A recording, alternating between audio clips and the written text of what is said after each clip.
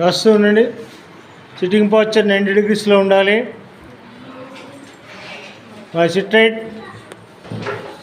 Change your hand writing, change your right.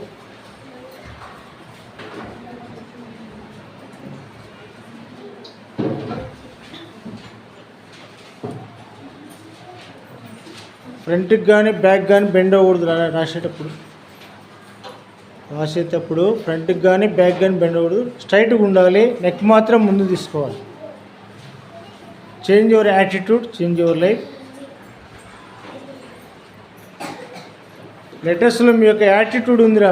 మీరు ఏదైనా తప్పు చేసి నేను తప్పు చేయలేదన్నా కూడా మీ యొక్క హ్యాండ్ రైటింగ్ చెప్పేస్తుంది మీరు తప్పు చేసినట్టుగా. అర్థమైందా? కాబట్టి మీరు తప్పు చేస్తున్నారో కరెక్ట్గా ఉన్నారో మీ యొక్క హ్యాండ్ రైటింగ్ బట్టి మీరు చెప్పవచ్చు అనమాట.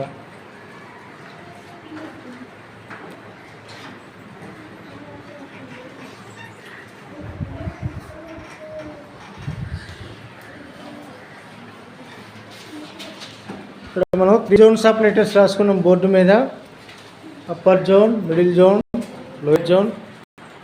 ఇవి మనం 4 lines 3 zones మధ్యలో జోన్స్ వైజ్గా అక్షరాలు ఉండాలి. అప్పుడు మాత్రమే లెటర్స్ లెజిబుల్గా ఉంటాయి.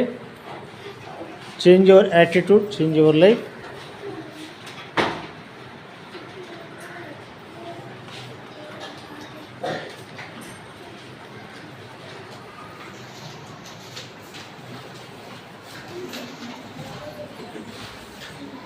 చూడండి పిల్లలు, రేపటి క్లాసులో మనం మళ్ళీ లెటర్స్ను అనాలిసిస్ చేయడం జరుగుతుంది.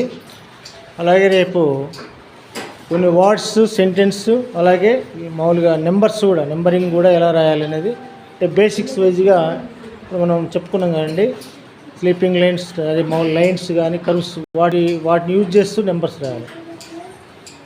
రేపు నెంబరింగ్ ఉంటుంది. రేపు మార్నింగ్ 9కి వస్తాను.